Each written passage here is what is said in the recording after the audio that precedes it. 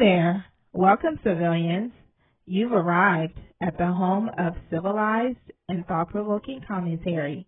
Get ready for elevation, growth, and experience. I am the civilized woman. Welcome back, civilians. Your girl has been slacking a little bit. Not meaning to. I hope y'all had a good week and getting ready for the upcoming week. But it has been crazy busy at work. So I have hardly gotten to do content the way that I want to. But we've gathered here again because the final episode of the reunion part 3 of Love and Marriage Huntsville season 9, Melody's farewell, her last reunion for the show. And so we're going to go over that. And then we just going to chat a little bit at the end. For me, I really don't see the need for part 3. Let me just quickly go over my highlights and then I will go into detail. For me, the tribute to Keke, the reflection to Keke was really meaningful. I was really, really surprised at how emotional Maurice got. Like, that's the first time I think since we've been watching this show that Maurice actually expressed genuine emotion. And like actual genuine, he don't even give his wife that kind of energy. So I was just really, really shocked by that he emoted in such a way, which goes to show the impact, regardless of what we were seeing on the show, which goes to show the positive impact that Keke had on the cast, and may she continue to rest in peace, and prayers continually to her family, especially her children. If I'm not mistaken, I believe her son graduated this past year and probably is a freshman in college. So I can't imagine, what that's like for that young man and that entire family, all the things they're going to have to travail and live through with her being gone. So that for me was the number one highlight. And I'll circle back and go in details, but that for me was the highlight of the entire part 3 reunion. Of course, as everybody guessed, Stormy was the not so surprised guest. She looked pretty. I think that the mesh in her dress, like the part that was supposed to be like the see-through part, I felt like that color could have been a little bit closer to her skin tone, but overall I liked her look. She looked pretty.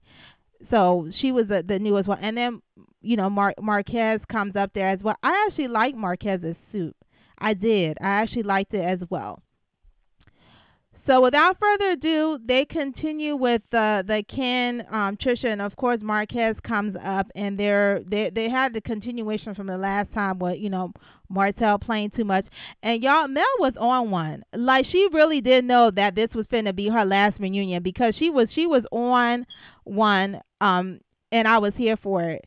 This part 3, and I felt like Martell should have been happy because she was actually giving him some type of attention. Yet, granted, she was calling him out because at one point, Ken got with Martell and Martell didn't say nothing. And Mel was like, yeah, it's interesting that when it's the females, you get all hype, but it's a man talking to you and all of a sudden you a little mute, which we have all said that Martell definitely has more energy for the female than he does for his male counterparts.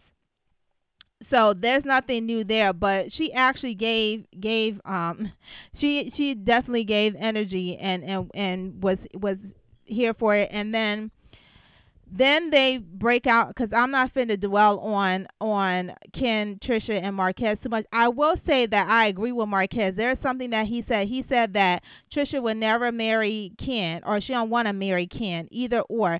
And either way, I agree with it. And at this point, I'm beginning to think that she is using this, her continuing to stay in this marriage with Marquez. She's continuing to use it as a barrier to keep her from having to. Because if they really do get divorced, now she's not going to have a reason. She'll have to come up with a reason to not as to why she won't marry Ken if he does choose to propose. Now, if you go off of this reunion, the rumors in the street is that they broke up. I don't know how true it is. It could just be them setting up drama or trying to have, secure a storyline for next season if there is going to be a next season, which I believe they said they were filming, so I guess so.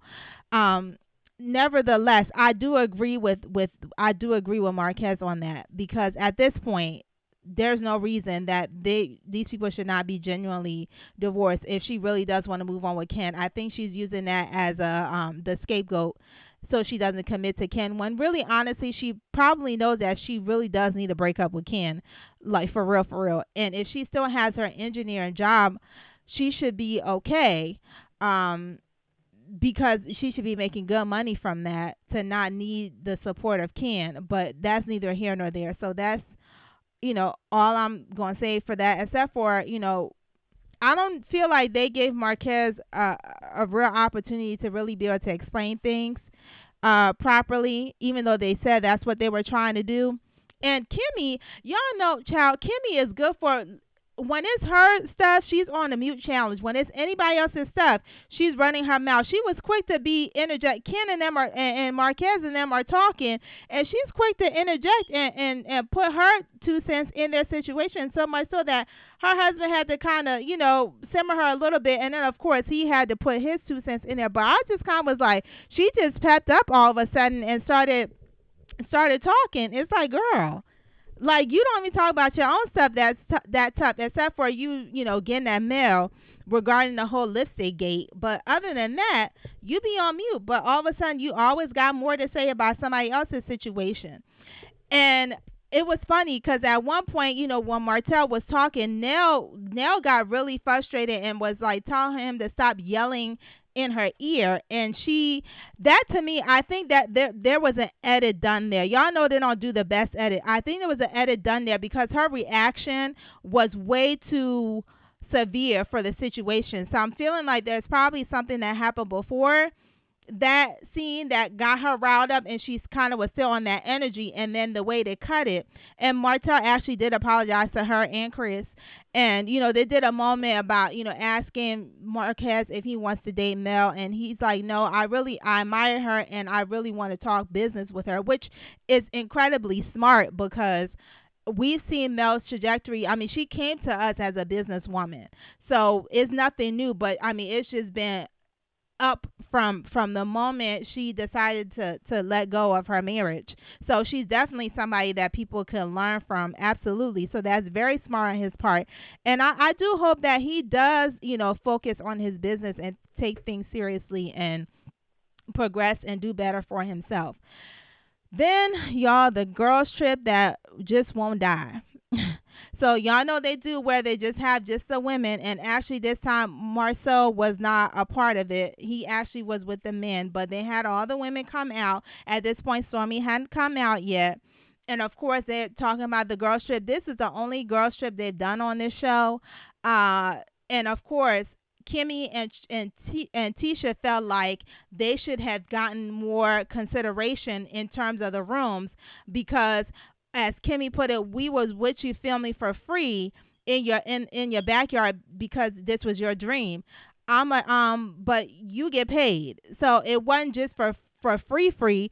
It was basically an audition, and the show got picked up, and now you have had opportunities because of someone else's dream. So what are you talking about? Not to mention, y'all want to be able to enjoy the fruits of this lady's labor, what it's like to have proximity or have relationship with her, but y'all don't really like her.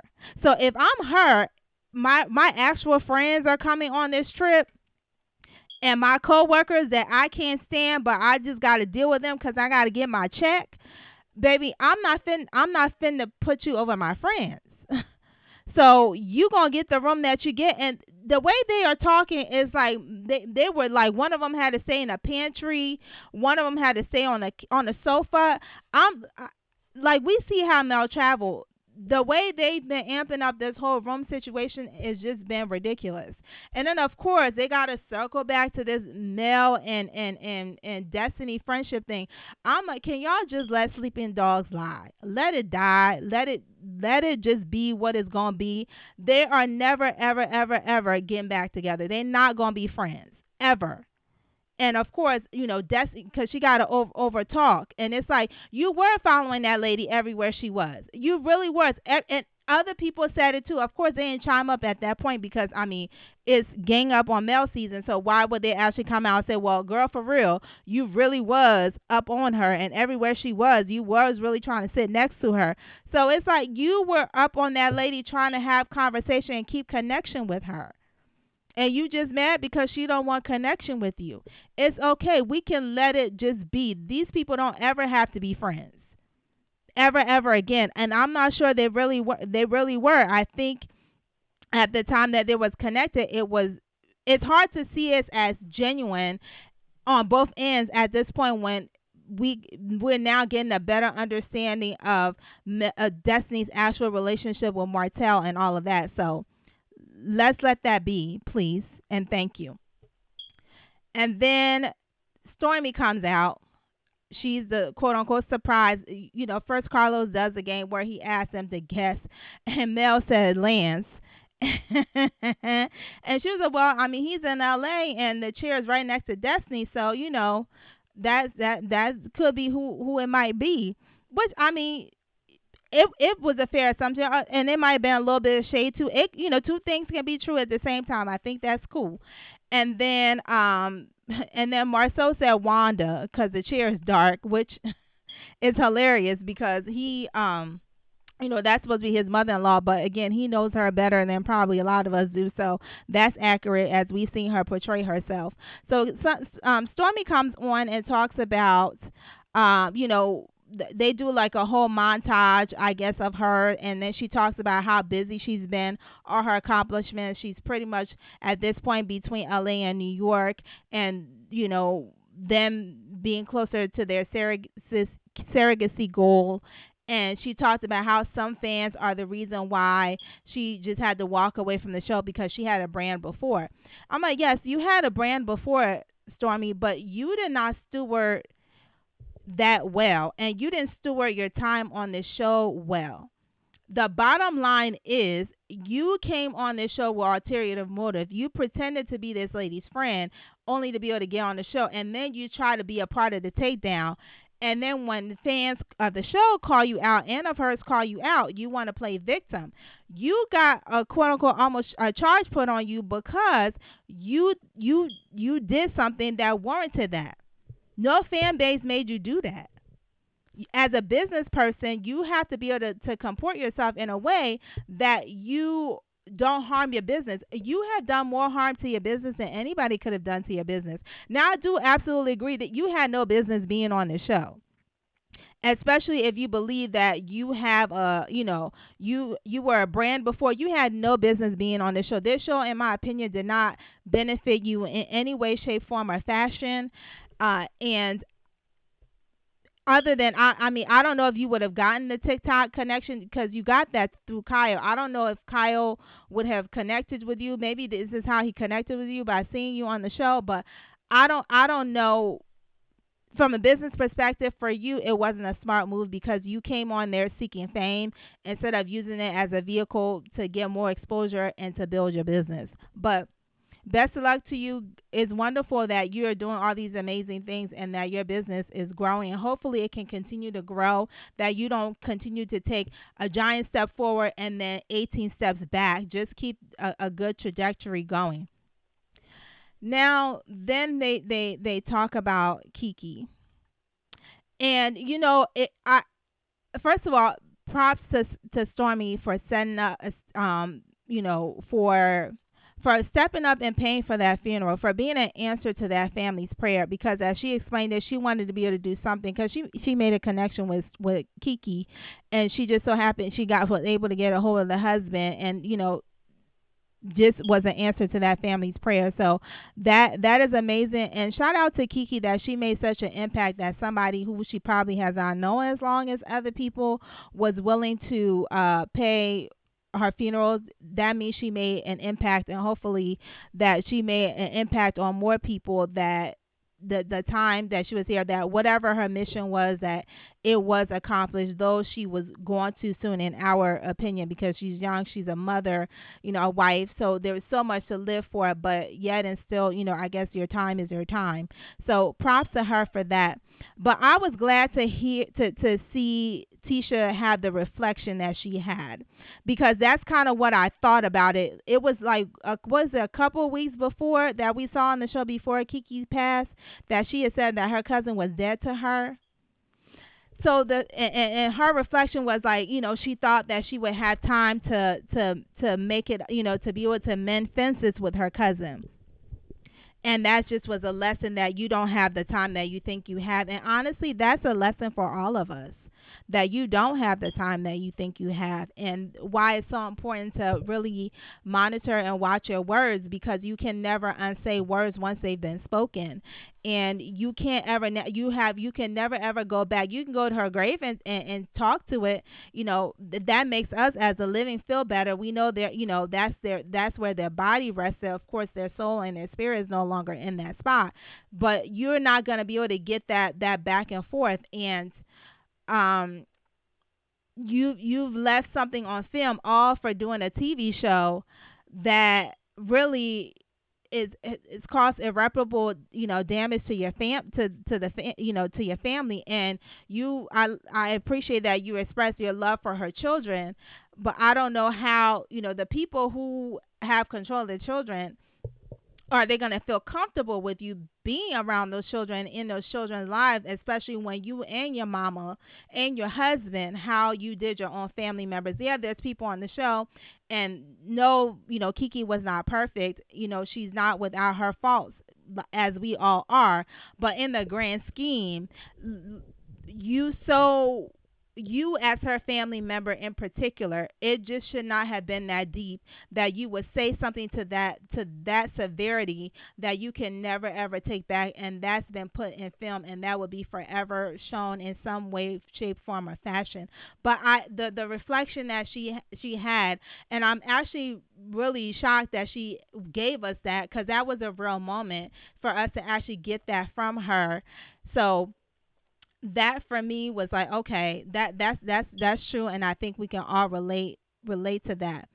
Now, I wanted to do a separate like thank you video to Mel, but I think I'm just going to tack it on here, that you, Miss Mel, have allowed us to see your journey. You came to our view via the show in 2019, a dream you had that you worked hard and it came to pass. When you came to us, you were married with with your babies. You had one. We got to see you have one more babies on screen, and then you were faced with something that was the most traumatic I think any person can go through, one of the most traumatic, and that's a divorce in such a public way.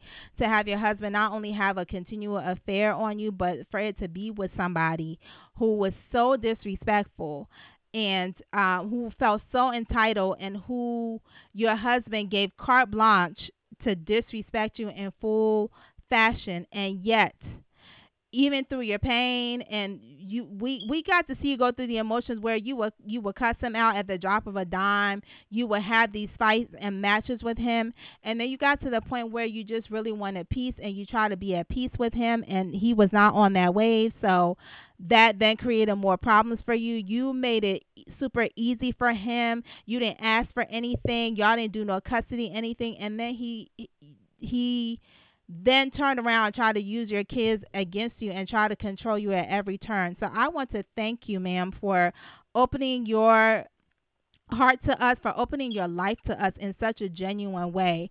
That's why a lot of us, I think, have endured continuing watching this show, because of you and the example that you have set in how you travail a situation like that.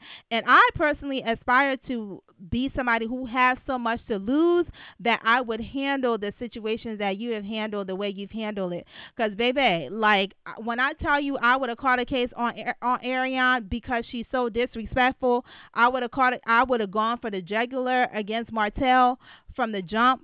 just because of how he did me, but yet and still you exercise grace, patience, compassion. You were real, but you were strength and resilience. And thank you.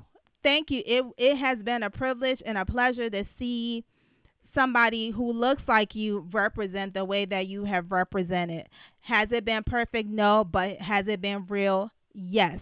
We also want to thank your mama, Miss Van, who has been a great example of what we need to see mothers like her represent on our TV screens. Unfortunately, we have far less of a good example as she, and we didn't get to see so much of it. Unfortunately, we were robbed because the way things were going. I don't blame her for not wanting to be a part of this, or saying, you know what, I know what y'all gonna try to do here.